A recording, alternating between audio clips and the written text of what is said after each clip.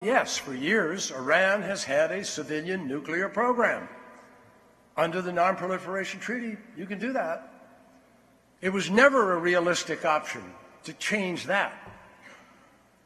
But recognizing this reality is not the same as legitimizing the pursuit of a nuclear weapon. In fact, this agreement does the exact opposite. Under IAEA safeguards, Iran is prohibited from ever pursuing a nuclear weapon. This is an important point, so I want to be sure that everyone understands.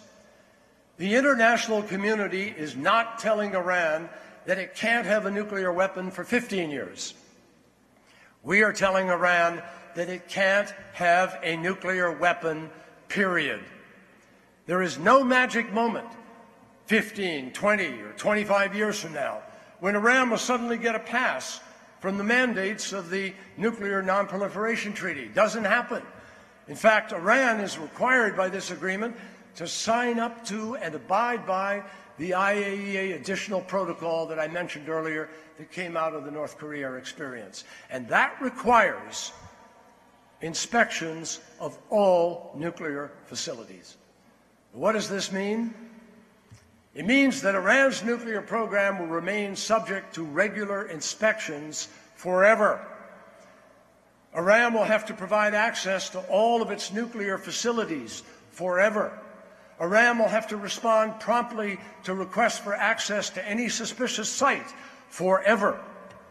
And if Iran at any time, embarks on nuclear activities that are incompatible with a wholly peaceful program, it will be in violation of the agreement forever.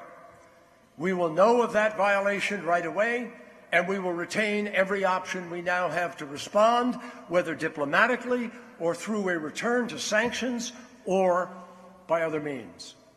In short, this agreement gives us unprecedented tools and all the time we need to hold Iran accountable for its choices and actions. Now, it's true, some of the special additional restrictions that we successfully negotiated, those begin to ease after a period, in some cases 10 or 15, in others 20 or 25.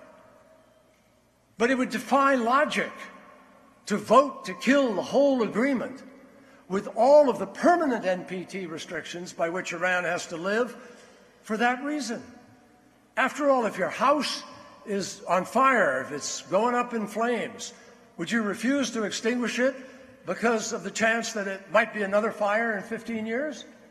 Obviously not. You'd put out the fire and you'd take advantage of the extra time to prepare for the future.